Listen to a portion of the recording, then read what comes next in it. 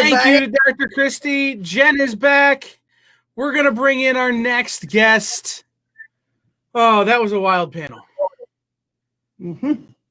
I learned a lot. Bring our next guest, who is almost, his story is as wild as those guys were. So we're going to bring him in, guys. Welcome in James Venhaus. Hey, everybody. How's it going, Jen? Doing really good. Welcome, everybody that is watching us out on all our different streaming. You're watching the EXP Expo, part of the experience, or the comic book shopping experience. This one, what you want to call it. We just use the shortened version because, you know, we're lazy about putting the whole thing in there. James Venhaus and I have been like friends for a while because he lived much closer to me in Dallas, but sadly is not so anymore. But yeah, where did you move to? I totally forgot. I'm near Washington, D.C. I'm in Northern Virginia.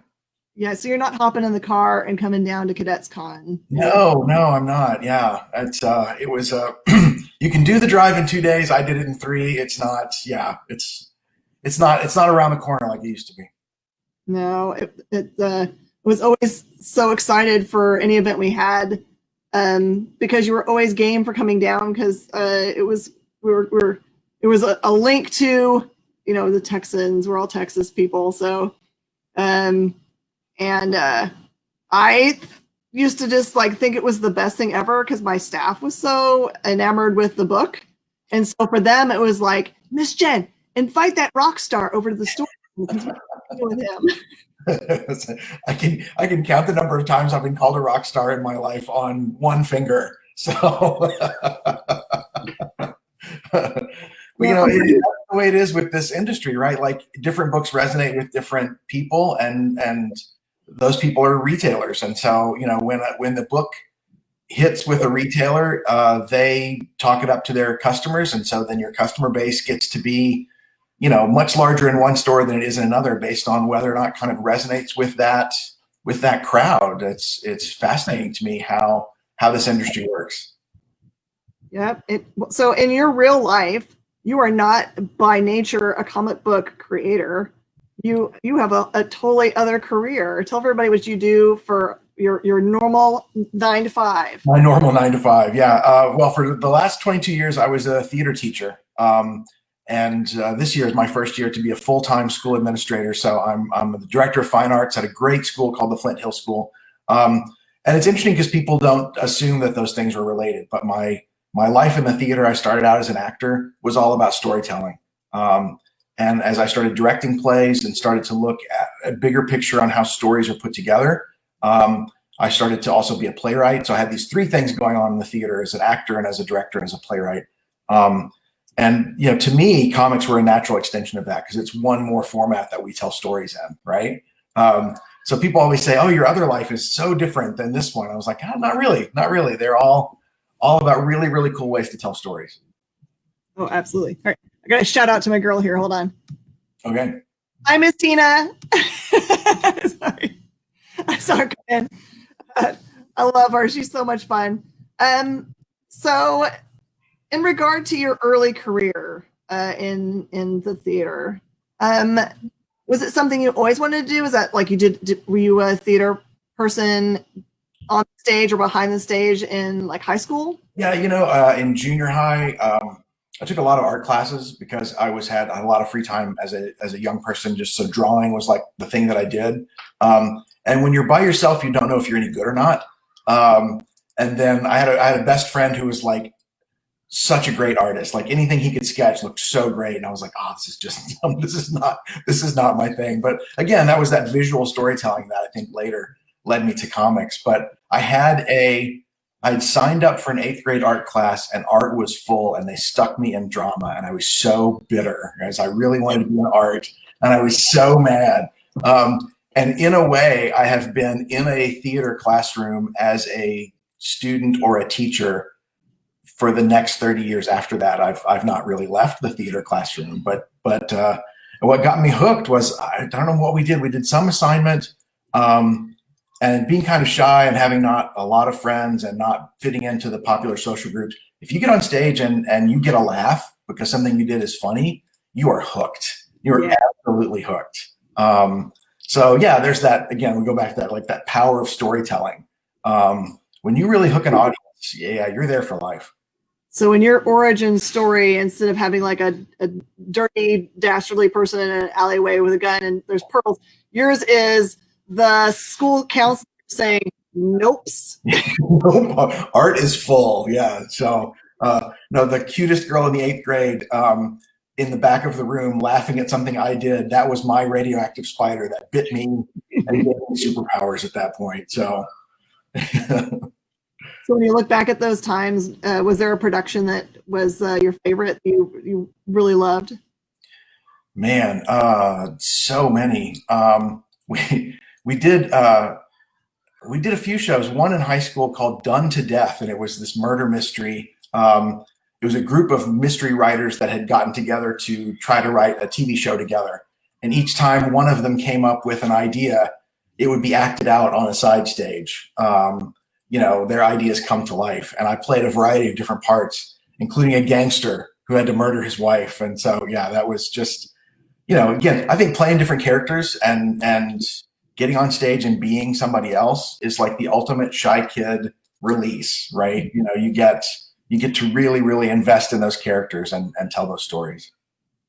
I think theater can really impact you. My father's credit, if I showed the tiniest bit of interest in anything, he used to totally take me to those things. He took me to the symphony and to the theater and just any concert that I wanted to go to. I think it was to kind of see, what inspired me to want to do things. And I can remember going to see in Austin, they have this little tiny theater in Zilker Park. And I went to see Brigadoon there, and it affected me deeply. Wow. Yeah, no, I think everyone has one of those stories, right? Their first theatrical experience, their first thing that they sat and watched. We had a school field trip when I was really young to see, I think, a production of The King and I, the Roger Hammerstein musical. And I think the thing that amazed me, I don't know why this stuck with me, was that it was one of those shows where they didn't do blackouts in between the scenes. They just sort of dimmed the lights and you could see the stage crew moving the scenery, and that was kind of part of what you were supposed to see. And I was fascinated by that. Like, actual people are moving actual objects and creating different spaces, and that it's okay for us to sort of see that and peel that back. That's a weird thing to remember for your first theatrical experience, but I was hooked by set changes. I don't know why that hooked me, but it did. Yeah, it did. And I'll tell you, the thing I learned from that experience is that, you usually think that like what you want to be is the main characters, right? Everyone's always trying to be the main characters in there. But the thing I remembered about that production specifically is there was a woman that played a part that was, I don't even know if she had a speaking role, but I watched her specifically through the whole play because she was so good at emoting, and her body language and everything she did made it more real. So I was like, I'll never be able to, I don't remember her name. I don't know how to get in touch with her, but I hope that she went further, because it's like those, don't think that because you're a side character in any industry that you're not like the lifeblood of it or being noticed or like someone's favorite thing ever, because it was what I learned about that.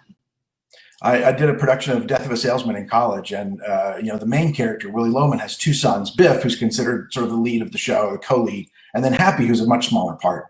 And of course, I was going out for Biff. Everybody was, and I ended up getting Happy. And the director said, "You don't say a whole lot, but your face, you are reacting the whole time, and I need that in the show." And I have, to this day, still don't know if he was just gently letting me down or if that was a real thing. But I took it to heart, right? Like, everybody on stage has got to be in that moment and processing the information the way your character would. And everything happens through your face. Everything happens through the way you react to what's going on. It draws people into the story because they're reacting to it too. So those smaller characters get to be like the avatar for the audience. And you get to see the play through that character's eyes. And that's an important part. So I'm sure you've had lots and lots of students over the years. Is there anybody that kind of like, maybe not that went on to be famous, but like stuck in your mind as being like really talented? Yeah, several. Yeah, a lot of them from my most recent experience are musical theater kids, and some of them are are straight actors, you know, in plays and movies, and that they all have just a love of theater, whether they do it community theater or whether they're doing it professionally or whether they're just season ticket holders at, you know, the Alley Theater in Houston. Like it's just that lifelong love of theater and storytelling that interests me. But yeah, I've had some amazing kids. The kind of students that I think every teacher will admit, maybe not on campus, but in situations like this, we can admit it. You meet those kids, you're like, this kid's going to be good no matter who their teacher is. I just happen to be here when this kid walked through the door. And you hope to be able to sort of help them through their 4 years of high school, or, you know, whatever time you have them with, and facilitate their, you know, moving on to the next step. But they're going to be amazing no matter who their teacher is. So those stick out. And the kids that are really helped, the kids that will come to you later and go, well, if it wasn't for you, you know, I wouldn't have made it through high school. If it wasn't for you, you know, I wouldn't be doing this. Those, you remember those too. Yeah, I think teachers probably need to hear it more often when they've impacted our lives. Sometimes it's just too late for us to be able to go back and say, because we didn't know until way later in life what the impact of their involvement in our early life was. The teachers deserve a lot of credit for being there for us when we're in the most awkward phases of our lives. We are. Well, now that I'm in a position to mentor teachers, one of the things I tell them is you're not going to hear that as often as you think you should. Like, you know how much work you put into making sure that kid was successful. But to them, it was school. And especially younger kids, they don't really know how much effort the teacher puts into creating a positive atmosphere in the classroom. They just know that they went to school that day and it was fun, or it was rewarding, or it wasn't. And the teacher's role in that's a little fuzzy to the kid. And when they get to be teenagers, and developmentally, it's very appropriate for them to be very, very self-centered. You know, they accomplished everything, and they're not fully aware of the role their parents and their teachers had in creating that positive atmosphere. So, you know, you sometimes hear thank you from the really aware kids that are sort of cognizant of that and can think about other things. But most of the time, their success or their happiness is the thanks, all the thanks you're going to get. And that's okay, because that's appropriate too. Mm-hmm. Yeah, I just think you probably have a lot of things to deal with as a teacher, because you don't know what happened right before they walk into your classroom. They got tripped in the hallway, or someone pushed them into a locker, or they just broke up with their girlfriend, or, you know, they just got great news and they're so excited they can't focus anymore. So you have a lot coming at you, like stuff's, you know, crazy going on at the house. Yeah, it's the home stuff really that you get a lot of, you know, and you learn. I think that's part of your training as an actor. So theater teachers or performing arts teachers in general, choir and band, those teachers can get a really good sense of reading the room. Mm-hmm. And just, you know, I'm not going to call on that kid today because I can see that they're having a hard time, and let's give that kid a break, and let's come back to that kid later. And that, again, kid is sometimes completely unaware that that's what you're doing. But you learn to do that over the years. And that's that acting training. Like, I can see by the look on their face how they're feeling and what kind of day they're having. So how much is like script writing for the theater like script writing for comics? Well, that's a great question, because to me, I don't see a big difference, because that's the way I write scripts. Like, I write scripts that are very dialogue centered. You know, for some people have heard the story, you know, you've heard the story before, but I sort of broke into comics by just deciding I would make comics today, right? So I had this idea, and I read every article you can possibly read on how to break into comics, and they all say the same thing: make comics. And it's a little bit different for artists who can have a portfolio, and very, very good unpublished work will still get you noticed. If you know how to draw characters, and you know how to draw expressions that communicate emotions, and you can do sequential storytelling as an artist, if you're good enough, you will get noticed. But as a writer, like, everybody has a script, right? Everybody has an idea, and you can't just shop your script around. So, you know, I did the Kickstarter and got a comic produced. And when I was looking at the script, again, the internet is filled with people's advice on how to write a comic book script. And most of them will tell you this is the only acceptable way to write a script, and no one will take you seriously unless you format it this way. Most of those people have written books that they're trying to sell you, but that's okay. That's, you know, that's their thing. But if you actually download actual comic scripts that authors have been nice enough to publicly, post on their websites. There's no one format. So, I went with the format that I knew best, which was playwriting. And I wrote dialogue, and I wrote, stage directions, which told the artist essentially what to draw. And then as I worked with artists, I learned what I needed to go back and explain more of. So we worked on Night Owl Society as a 3-issue series. The script that I gave the artist for issue 1, when he came back with questions, it led me to think, okay, I obviously need to put that in the script. So the script for issue 2 had a little bit more detail, and the script for issue 3, where we started to come up with a language that we used. But yeah, to me, the storytelling is storytelling, and characters are characters, and every good story has an arc and a beginning, middle, and an end, and I'm writing them in the same way. To me, what makes it different is not the script, it's the story. Like a playwriting professor told me years ago, why is this a play? Why is it not a movie? Why is it not a book? Why is it not something else? What's inherently theatrical about your idea that makes it have to be a play? And as a playwright, I was working with this. I'm working at a private school, working with kids who had a lot of privilege and a lot of a lot of resources, a lot of money, and a lot of free time, and a really, really strongly ethical sense of what was right and wrong. And I was like, I would love to write a story about what these kids would do if they ever really finally pulled the trigger on using their resources, a lot of unsupervised time, a lot of money, and an overdeveloped sense of right and wrong. And what if they went out and fought crime? Well, that's not a play. That's a comic. That is just in the essence of that idea lends itself to comic books. So I didn't start to write comics because I wanted to write comics. I started to write comics because I had an idea that needed to be a comic. And that started this incredible journey that leads us to where we are now. So you brought this up, and that makes me really curious that they pointed out, like, why is this a play? What about what happens in a play makes it a play and not workable as something else per se?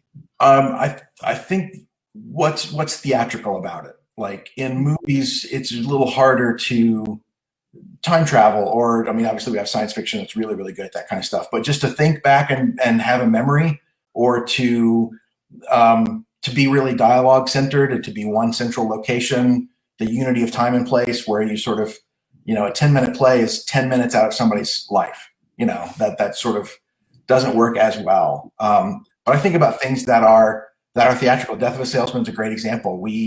He's having a really hard time mentally, and we see his memories live on stage. And the fact that there are real people on stage with him and not a flashback in a movie, when those actors are in the same room as the audience, then we realize that memory or that delusion that he's having is really, really real to him. There's a great play called Proof by David Auburn, who won the Pulitzer in 2003, I think. And it's a woman who is having processing the grief of losing her father, and the dead father is a character on stage that talks to her, and she talks to him. And in the movie that they made with Gwyneth Paltrow, which was good, in the movies, the dead person can be fade out, or be a ghost-like figure. On stage, that's a real person in the same room as the audience.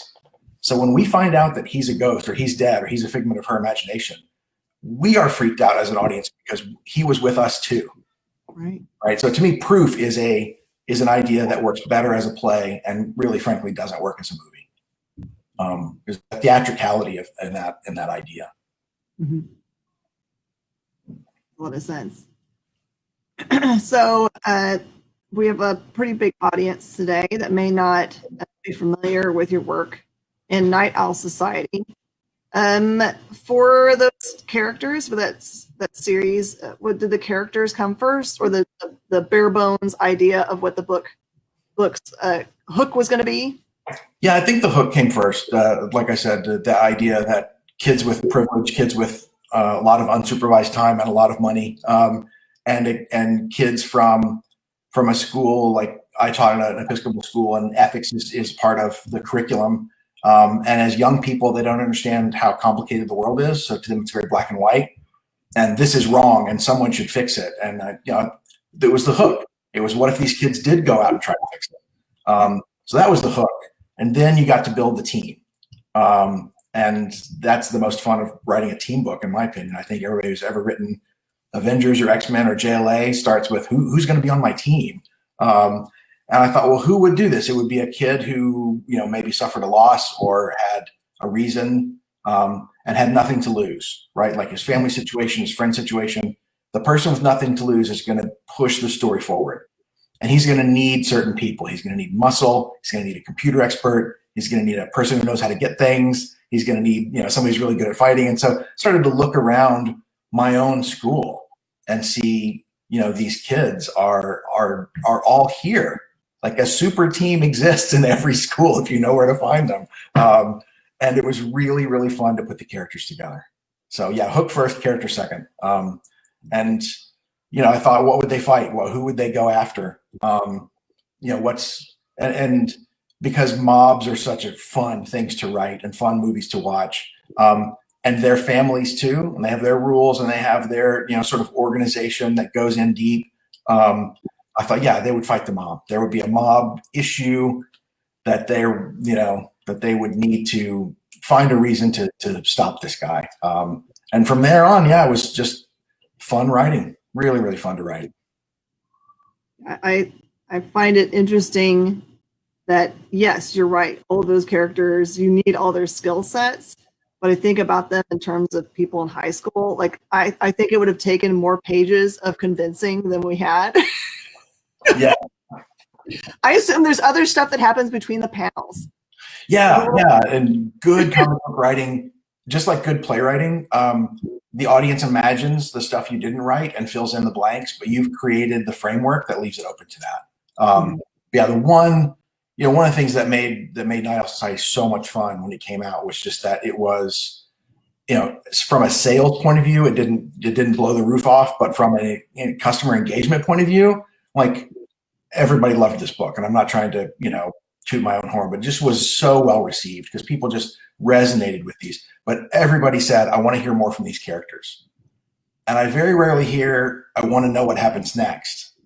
I heard, I want to know more about these characters. So yeah, Night Owl Volume 2, Series 2, that I have partially scripted, but mostly in my head is an issue devoted to each character. Because I think there's a lot of stories there. Mm-hmm. I think you're right about that. I think, so are you going to try, this is the M. Night Shyamalan problem. He did such a good job of having like this crazy reveal in the first series that it's one of those jaw-dropping moments where you're like, what? Are you going to try to have those moments for these characters in their books, or just explore them interestingly? I think there are the answer is yes and no, which is like the worst answer ever. Because you don't want to get trapped. I think you bring up a great example. M. Night Shyamalan got trapped in that, right? Like now everyone in all of his movies is expecting a reveal. So now they're looking really, really hard. So you have to make that twist extra unrealistic to actually surprise anybody. Or you make it a decent twist, but because people were looking for it, they discover it early on. I sat there and watched, what was it, The Village, which I thought was a great movie. But the whole time I'm like, yeah, this isn't real. It can't be, because it wouldn't be an M. Night Shyamalan movie if it was. And so, you can get caught into, well, my thing is crazy reveals. I guess I have to have a crazy reveal. I think when the story lends itself to that, you do it, and then you don't if you don't. I have 2 secrets in this universe that haven't been revealed yet, that they're characters that I have secrets. They've already met the characters. I think will reveal more, that there's more to this world than people think. And that's going to be fun to write. It's going to be a lot of fun to write. Yeah, I think that specifically in that movie, there's a masterclass section that happens in filmmaking. That it's just like that moment when they take all the sound away and the character looks down and sees him in the chest is just masterclass. Yeah. Yeah. And it's gotta be motivated by the story. It can't just be, well, here's the time where we put this in. But yeah, when it works like that, like what you described, it's incredible. And to your credit, when the stuff gets revealed in your book, it feels like that moment. Yeah. It's like going along just fine, and then. Damn. Well, thank you. That's really great to hear. I think I yelled out loud, honestly. Yeah, if you write those reveals well, and I tried really hard to do this. I mean, panel by panel, looking at what clues are too many and what clues are too few. That people should say either I never saw that coming, or I should have. Mhm. It was all right there in front of me, but I didn't put the pieces together. Because if your reveal is too unrealistic, people will go, well, that doesn't make any sense. It's just got to be, plausible enough where you go, oh yeah, no, that would happen. It's exactly where, and then there were clues. I didn't see them. So yeah, that's fun to write. I think it would be really hard to know what the thing is that you're going to reveal and try to know where and how much to put stuff in to let the audience feel smart. Yes, right. Yeah, and the same is true in comedy. I've studied a lot about comedy because when I write plays, I try to write things that are funny. You set up expectations and you subvert them. You do that comedic twist. You're expecting something and then you get something else. But the best jokes or the best funny moments is when the audience makes a little bit of a leap and connects the dots themselves. Just tell them that. And yeah, then they feel smart, they feel engaged in the story, and they feel like they're part of it because they figured it out. So yeah. I always feel like the best comedians are the ones where they bring something that happens earlier in their act back at the end. So, Yep. I mean, everyone in the whole room was there the whole time. It's not like everybody isn't in on this second joke that's tied to the first one, but it somehow makes everyone in the room feel like they're the smart kid in the room because they remembered, aha, I know where this fits. Yeah. Right. Yeah, you reward your audience. You assume your audience is smart. You assume your audience is paying attention. And you assume your audience cares about the same things you care about. And that, you and your audience will go down that path together, and it's really fun. Oh, yeah. All right. So you did mention that there's going to be a second series for Night Owl Society. Will these explorations into the new characters, will they be called Night Owl Society, or will they be named for the characters themselves? I like the way British TV series don't do seasons, they do a series. And I love that you could have a 6-episode series that tells a story, and then they put that out there. And then when they're ready to do another one, there's another one. Because to me, the idea of a monthly ongoing book is really, really intimidating. I need to break up the story arcs, take a break between story arcs. And so, in IDW and some of the indie publishers are really good about those kinds of things. I look at 30 Days of Night, which just had several 30 Days of Night series. Anytime they felt like they had a new story to tell. So yeah, Night Owl Society : whatever my subtitle is after that. But the idea is that it's the same adventure told through each of the 5 characters' point of view. So each chapter is told from one point of view. The next chapter backs the story up to the beginning and tells it from another point of view. But each time you get a little farther in the story, and you get some reveal about this thing that made no sense in chapter 1 now makes sense because you saw it from someone else's point of view. And so yeah, the scripting is taking a while because there's a lot of moving parts. Yeah, you have to make sure that when you go back to another character that they don't mess up another one's storyline that you're hoping for. Yeah, exactly. Yeah, you got to have the whole thing plotted out before you can start. But I draw a lot on my school experience. I've taught at 3 different private schools, and there's each of them have a different culture and each of them have a different identity, and there's just some things that are really unique to that. When I had the idea that there would be a mob boss as one of the central figures of the story, there was a school that I worked at where the rumor was that one of the parents was connected to organized crime in Dallas. And he owned a chain of car washes, because in organized crime, anything, and I did some research on this, anything that's a cash only business is really easy to go, well, it happened in Breaking Bad. They ended up buying a car wash at the end of Breaking Bad in the last season, because it was an easy way to launder money. You don't know how many washes you gave. Most people pay in cash, So anything coin operated, laundromats, car washes, where the authorities couldn't tell you how many washes there were. You just make your deposit at the end of the day and you say it's all from car washes. And apparently back in the 80s, video arcades were mobbed up like crazy.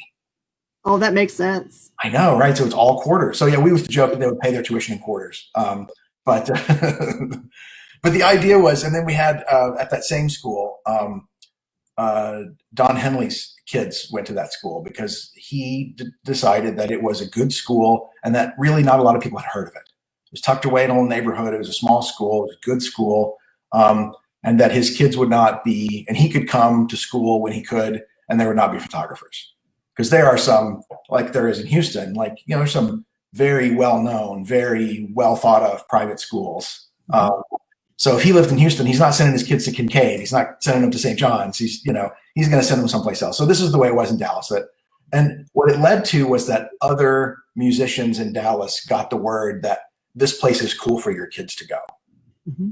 So Andre 3000 and, some of those people were sort of on the admissions tours every once in a while. And so they're like, there's the way to build a really, really cool universe in this that would bring in all kinds of incredible characters. I also met a woman who's the mom of one of my daughter's classmates. She walks with a bit of a limp, and I asked her one time, what's the cause of that? I don't remember how I asked it. It wasn't like that. And she goes, well, I was shot in the line of duty. And I went, really? What did you do? She goes, oh, well, I look really young. I went undercover in high schools, and we were looking for a particular drug guy, trying to get a connection with him, and I made friends with his son. And I was like, oh, that's going in the book. So I don't know if that's in series 2 or in series 3 or at some point like that idea that there would be that the people, that the leads don't know who to trust because we don't know who's connected with what. We don't know who's connected with the mob. We don't know who's undercover, like that constant sense of danger. And that the lead characters in the book suddenly realize I'm not at the school I thought I was, or my friends aren't who I thought they were, or my world is different than what I thought it was. So their reality sort of changes, at various points throughout the saga. There would be some time where the rules for the lead characters completely change. I love that the universe is going to just keep opening and unfolding to the reader. That idea is really impactful. Now I'm all jazzed. I'm always jazzed. I'm always bugging you. Like, when's the next book? I know. You know what it's like with publishing, though, and that I think this is a fascinating part of what I learned, because when I learned about writing comics, I also learned about publishing at the same time. And then when the comic came out, then I learned all about your end of things. I learned all about retail. It's a fascinating industry. But if you are a creator and you are doing creator-owned stuff, you are taking 100% of the financial risk. Yep. And that business model to me is not my favorite business model. And I worked with great people at IDW. I loved the people I worked with at IDW. But their creator-owned thing, and I imagine this is true with many publishers, you need to produce a fully produced, lettered, colored, formatted book that you just simply upload to us. We will print it and distribute it to comic shops all over the country and put it in the Diamond Previews catalog and in-house ads and other things. We'll do all that. And then we'll split the money at a rate that I imagine is different, from creator to creator. But I'm not a writer artist. I'm just a writer. So I have to pay an artist, and I have to pay a letterer, and I have to pay a colorist, and I have to do all of the financial risk. And if my royalty income doesn't pay me back, then I lose money. But my editor, who's a wonderful man, is on salary. And whether my book succeeds or fails, he gets a paycheck every month. And so like that model, and I'm not saying it's anybody's fault, but that just sort of pushing the risk down to the creator is something I'd like to see changed, which is why the projects that you and Kyle and people are working on, just a more direct connection between creator and customer, a more direct involvement with comic shops in how the industry works. I'm following that closely because I think that's something needs to change. I just want to, I have a feeling that there's an awful lot of really great work out there. That's one of the things I learned from COVID shutdown when we made just this mega group called Plan C, which is just all the creators and publishers and retailers that we could find, throw them all in one room together so we could still, make things happen. The thing that I've realized is that there's a lot of really amazing self-published work out there that I would have never known about. Yeah. They would have had to know about me and sent me an email that I had time to open up and give the time to. Although I want to do that for every single thing as a store owner, it just becomes impossible. But that slowdown, as much and as horrible as COVID has been, that slowdown has allowed a great many small projects to be seen by small publishers. And I can kind of see from that group, there's stuff that got grabbed out of there and is now, I see announcements about it showing up at small press, which makes me so happy that it's going to get to a larger audience, because there was some stuff that just blew my mind that it hadn't been picked up by a publisher. Oh, the number of artists out there that are very, very good is a much bigger number than the artists who are actually getting published right now. And of course, then there's the artists who aren't good yet, that all want to be published. And so we've got to, make sure that there's still a system where we're helping people get better. The number of gatekeepers that there are in the comics industry, between someone who has an idea for a comic and someone who wants to read that comic, there are so many obstacles along the way. And some of them are good. Some of them make sure that the best quality product eventually reaches the market. And some of them aren't so good. You get some diversity and equity issues with, if you can only produce comics if you can afford the cash to make the comic, then there's going to be a certain demographic of people who makes comics and a certain demographic of people who don't. And that doesn't feel right to me either. So here's a crazy question. You had to go out and find an artist and an inker and a colorist, all those things. And there's not like the artiststore.com where you can go and find them. How did you hook up with your team? DeviantArt, and just sort of looking for things like that, and scrolling through people's portfolios that they have online. There's a Facebook group now connecting comic artists and writers, and it's a really good Facebook group because the rules are really, really clearly laid out. If you're a writer and you're looking for an artist, you must publish if this is paid or free, or you must publish a page rate. You must publish, and so you're connecting people in a way that's semi-moderated, so that you're not getting people who are trying to take advantage, and also just educating new people as to, if you want to hire an artist, this is what it looks like, or if you're an artist and need someone to write your script, like here's the right way to go about the professional standards that they have. But yeah, just the legwork of the internet. And I found Pius back, who did the art for Night Owl Society, through his DeviantArt page. He lives in Lithuania, had not done a sequential story before. He'd done some character designs and some comics. This was his first comic. He's since done comics for Boom and for Dark Horse, doing covers for the Stranger Things. He got started with Night Owl Society, but living in Lithuania and doing everything over the internet, we still have never met. Yeah, I've been to so many conventions where you see a panel and everyone kind of like goes to sit down in their chairs and they're kind of like, "Aha, nice to meet you, nice to meet you." You're like going, these guys have been working on the same series for years and years, but you don't realize that they don't ever have to be in the same city, country, room at all to make an entire book happen. And that sometimes it's years and years before people meet each other in person. That's mind-blowing to me. Yeah, Pius told me one time, because back when the book first came out, we were hoping that he could come over to the United States and we could do some shows together. And he said, my dream one day is to come to the United States. You think, wow, like what we take for granted, sometimes it's a little bit of a reality check. And now with COVID, like I'm not sure, how that would ever work. But he lived in London for a while to get work as a commercial artist and as an illustrator. And then at some point he realized, all my clients were using email and FaceTime anyway. Might as well go back home to Lithuania, where he can be with his family, and it's a whole lot cheaper than living in London. So, so he's able to be very, very successful. And there's a lot of artists in Malaysia, and there's a lot of South American artists that are working in comics now. And I think electronic communication has really opened that up. Mm-hmm. About your letterer, how did you find them? Same way? Say again? Your letterer, did you find them the same way? Yeah, I don't remember where I found Marshall, but some sort of, I think there was another either Facebook group or I'm showing my age, bulletin board, electronic bulletin board out there somewhere. He's like, yeah, I'm available. And I think Marshall put me in between projects. He's the letterer on Animosity, which is a fantastic series from Aftershock, right? And a very, very well-regarded guy. And I needed him at a time where he had a hole in his schedule. And bam, he was great to work with.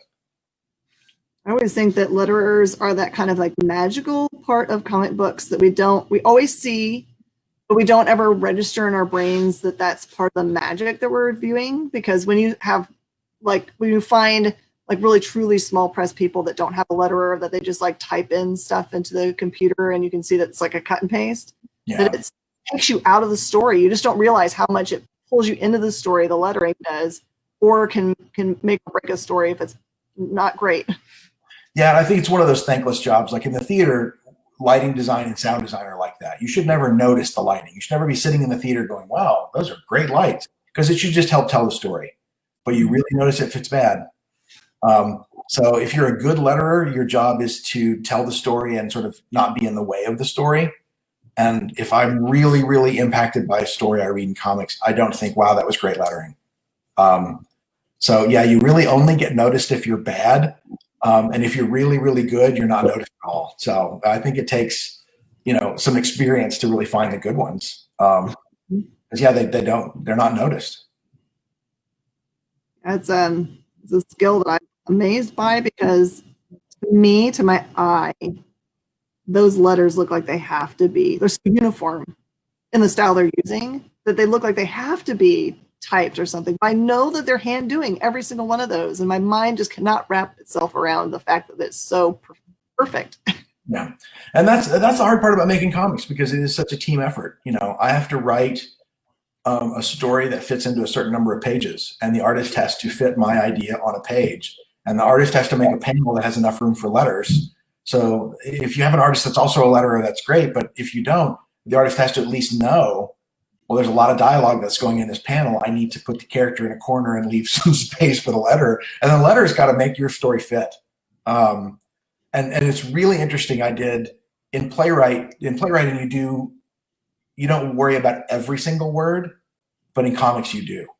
Like I would look at a panel and go, wow, that's too much.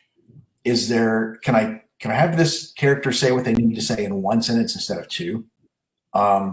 Or I hate the hyphen. I hate a word that doesn't, it's like, can I pick a different word here that means the same thing, that has fewer letters, so it can fit in this word balloon, so I can see the full character? Like, I don't think people understand the level of detail that you go into if you really want to do it well. Like I have things that within the issue, I want little reveals to happen. And I know that when a reader is looking at they're looking at both pages. Even though they start over here, their eye can still see all of this. So if I have a big surprise, it needs to be saved for a page turn. Sure. So that you don't see it in the first part of that 2-page spread. So there will be times where the artist would say, well, you've scripted this for 2 pages. I think it would be better for 3. I'm like, well, it can't be 3. It has to be either 2 or 4, because I need the next thing that happens to be on a page turn. But to me, that's part of the fun of it. Of crafting it, because there's the artistry of writing and drawing, and then there's the craft and the technical side that's just as fun for me. Absolutely. All right, I'm going to get to the fun questions now, because I like these questions. Okay, good. I just like to know because I'm nosy. But I'm just going to remind the audience that's watching us, this is a fully interactive show, and we can put your questions up on the screen. So if you have any questions for our guests, you can totally type them in, and we'll see it, and we'll make sure that they get answered. So. All right, so here's my question. Outside of doing now administration, and I'm sure you still do your work in your spare time, Yes. And writing books, is there something else that you're into that you do as a secret hobby? Yeah, I still write plays. And earlier in the pandemic, the theater company in Montana reach out and say, who's got a play that I could do via Zoom, and one of my scripts was a good fit for them, and so they produced that play, and they said, would you write us something else? So when you're in lockdown and your 8-hour-a-day job is on the screen, and then after that there's time and you're with your family, and that's great. But spend a little time each morning, set my alarm a little earlier. And I wrote a play called Bitterroot, which is an adaptation of The Tempest by William Shakespeare, for this theater company to do in lockdown. So it was like a lockdown friendly play. And so, yeah, I mean, all forms of entertainment are shifting toward that, right? Like, how can we do things that are pandemic friendly? So if I'm not, working on my own creative stuff, I'm working with our choir teacher now on how to do some like drive-in movie choir concerts where the choir is singing on a stage and the audience is in their cars, and we have an FM transmitter taking the choir concert and everyone's listening to it through their car radio. So, even in my day job, I'm on Amazon looking for the best FM transmitter you can get to do parking lot concerts with. So yeah, the pandemic, it caused everybody to shift. And what kind of coverings do trumpets need so that they're COVID friendly, and what kind of drive-in concerts can we do with the choir, and what kind of theater stuff can we do via Zoom? And this is, it's artistry, and having the fine arts fit in the pandemic that's my day. Give me 1 second. I am sorry that I'm going to make a big point. Miss Jenna. Yes, ma'am. Try this thing up here. Oh! A staff member looking for something, and I'm like trying to like. I'm kind of busy right now with the thing. So. Or in the office, maybe there's a section over there. Ask. Oh yeah, this is what a live comic book store is like. You're helping customers all the time. Hey, no, you're a retailer. Like, that's what you do, right? You're helping somebody. You're helping someone give you money. Like, that's that's not a bad thing. Yeah. I love giving the joy of reading the comic books. Really, it's like a secret thing that really all we're doing as comic book store owners is like getting you to like the things we liked, so we can talk about it later and have like chats. It's like making a larger group of us nerds so we can like hang out. Yeah, and there are certain retail things that are like that. Like, everyone in the yarn store loves knitting. Like, everybody in the comic book store loves comics. Like, I love that. And if you ever go into a comic shop where nobody there seems like they're having fun and nobody really likes what they're doing, I always think, I'm going to check back because I bet this store's not going to be here after a while. I would assume they just had a day that I didn't know about before I walked in. I always at least go back one more time to see if like everything is okay. Oh man. So okay, what is the other thing I wanted to ask? Oh, my other fun thing I'd like to ask is, do you have any hidden talents that we don't know about? Oh man.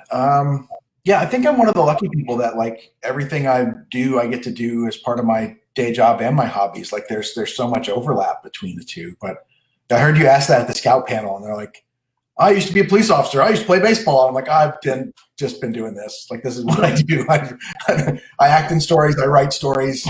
I read stories. I help people tell their stories. Yeah, no secret. I don't know. I don't think I have a secret. Don't secretly collect rocks or have a bug collection or. No, not a thing.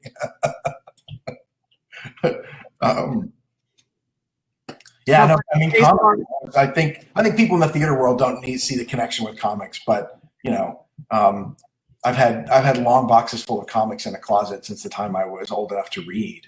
You talked about your mom or your family taking you to see theater for the first time. My sainted mother took me to a comic book convention when I was in junior high, and I remember because I wasn't old enough to drive myself. And if you ever, talk about geeky, going to a comic book convention is one thing. Having your mom drop you off and pick you up from a comic book convention is like a whole other level of nerddom. But this was back in the day. Marv Wolfman was there. I don't think very many issues of New Teen Titans were out yet, maybe the first 10 issues. He was not a featured speaker. He had a little table in the corner, where I went. I think I had all 10 of my issues signed by him. And he was like, yeah, next time we're just going to do one. And so,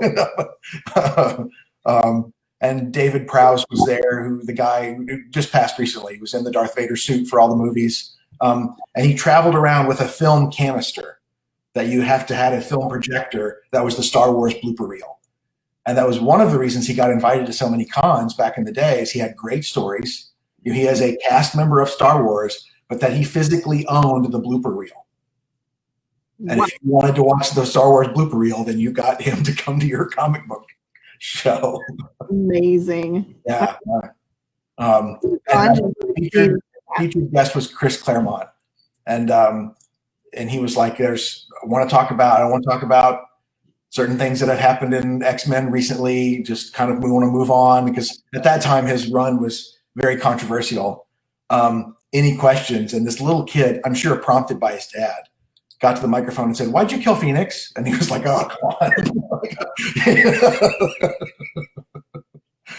Okay, so this is kids, hit the kid or the dad having this reaction about Phoenix. Like, to me, Chris Claremont is the reason why I fell in love with comic books, because he could write character development so that I cared about the characters so deeply. Like, he's affected me so deeply that to this day I hate Cyclops, because he was in the way of Jean and Wolverine / Professor X. I didn't care which of those would win. Yeah. He made me, like, I was bought in. Like, I still hate Scott because he was not a great character as he went on. They wrote him to being a really bad guy. Yeah, they've taken that farther since then. But he was, and then I think New Teen Titans was kind of a reaction to that of let's make these character driven. And I love Justice League, but when you can put the word panel on any character and still have the story make sense, it's too much story and not enough character. But yeah, Chris was one of the first people to go, let's give these people problems. Let's give them relationships. Let's make them complex. And those two series growing up was, could not wait to get to the comic stop or the stop and go and see the next issue. Like, they just really had you hooked. Oh yeah, just the storytelling that happens in comic books is kind of this weird world between theater and movies, in which they show you everything, and novels where you have to imagine everything. Yeah. Somewhere in between, you still have to imagine everything that happens between panels, or the action that's happening in the panel that you're not seeing the motion of. Right. So you get to still use it. The comics become you because you're making part of it yourself. Yeah, if you've ever heard someone say, "Well, I didn't like such and such actor playing, Wolverine, because in my mind that's not Wolverine's voice." You're like, wait a minute, there was never a voice. There were words on a page that, as we just discussed, were done by the letterer. There's no voice except the one that you as the reader put in your head, and to you, that's just as real as the writing. Like, it's a collaborative art form between the reader and the creative team. Because like you said, you fill in information on your own. And you hate Scott, and Scott's not a real person. And so, but there's a level of it that is real to you. There's the hook. That's the hook that good writing and good comics can do. And unlike movies and anything else, the sequential episodic nature of it is just a blast. Mm-hmm. That I'm still a big fan of the floppy, because I want to see each little chapter evolve, and I think the waiting in between is an important part of the story, and crafting it that way. Comics to me like floppy comics will always be to me what X-Files was to me back in the 90s. Yeah. Where on midnight, no matter what happened, you went and got your box of Taco Bell, tacos for $5. I'm sorry, I was a poor young person then. Yeah.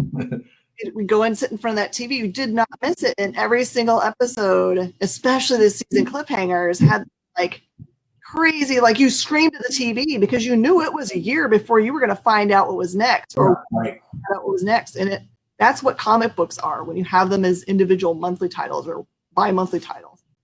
I think Disney's doing a great job of, because we're in this age of television now where we're a second golden age of television, right? I think kind of started with The Sopranos and The Wire, and it's like continuing. And we've done a little bit with, okay, well, let's release the whole series at once and let people watch it on their own. But Disney was like, no, Mandalorian, one a week. 1 week's all you get.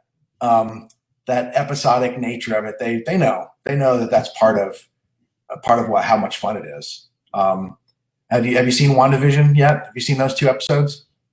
We haven't, because I was going to be basically doing this all the entire weekend. I'm going to have to try to convince my husband on maybe Tuesday or so on to turn it on, because I was waiting. I missed Mandalorian, but it wasn't because I didn't want to see it. It's because I was waiting to turn it on until Division and Bucky and Sam's shows came on, because those are the ones that I was like, I have to have those. Snippets. Have you got to binge it yet? Yeah, that's, if you, I won't spoil it for you, but they're both half hours. They're small, little chunks for WandaVision. It's hooked. People are saying, well, it's not enough information. It's not a movie. It's not a beginning, middle, and end. It's a chapter, and some of those chapters just get you a tiny bit hooked. If you have no idea what's going on, I think that's great. I think that's great storytelling. And I think Marvel is in a position now where they can afford to do that. They can put 2 episodes out that have absolutely no forward progress in the plot whatsoever, and they know that all of their audience is coming back. And they're then therefore afforded. They've used the loyalty of their audience to afford them greater artistic freedom to take some more chances, because they know their audience is going to stick with them. It's a brilliant move. Yeah, they've done all the legwork they needed to do in the right pacing to introduce us to those characters. That they're our family now. Those characters, we feel their pains, and we are with them when their triumphs. We are them. So this, whatever they want to put on, as TV or as movies from now on, I think really anybody that bought in to any of the movies at all is going to be along the ride. Yeah, no, I think on the movie side, I think Black Panther and Captain Marvel were, a lot of people saying you can't have a female-centered action movie, you can't have an all-black cast in a superhero movie, and then they did both of them very well because they knew their audience was going to follow them no matter what. Guardians of the Galaxy on paper should not have worked.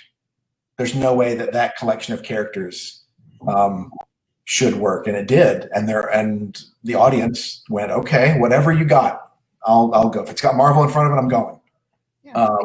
Guardians was that first movie that we were like, I don't know anything about those characters. I own a comic book store, and I've been in it since the 90s. I didn't know anything about the Guardians of the Galaxy. Right. So taking these characters, like talking raccoon, sure. And we were into that character the moment it hit the screen. Oh, man. Yeah. Can't wait to see what they do next with it. Mm-hmm. So. Thank you so much, James. It was awesome hanging out. Time went way too fast. I can't. It always goes fast when we talk. Yeah. It's true. But, real quick, right behind Jen are some Night Owl Society things that you can get from her. If you haven't read Night Owl Society, you can also get them from me, jamesvenhaus.com. I have the graphic novel, which is a collection of the first 3 issues. I have the first 3 issues if you're a big fan of the floppy. I have some of the variant covers. I know Jen does as well. Support your local comic shop. Buy comics, read comics. Have fun. Yep. Follow James on all his socials so you can find out when we're going to get the next chapter. That's going to be our character-centered ones. Super excited. We've been waiting with bated breath for a long time for those. Thank you again so much for joining us. Appreciate it. Hey, it's all.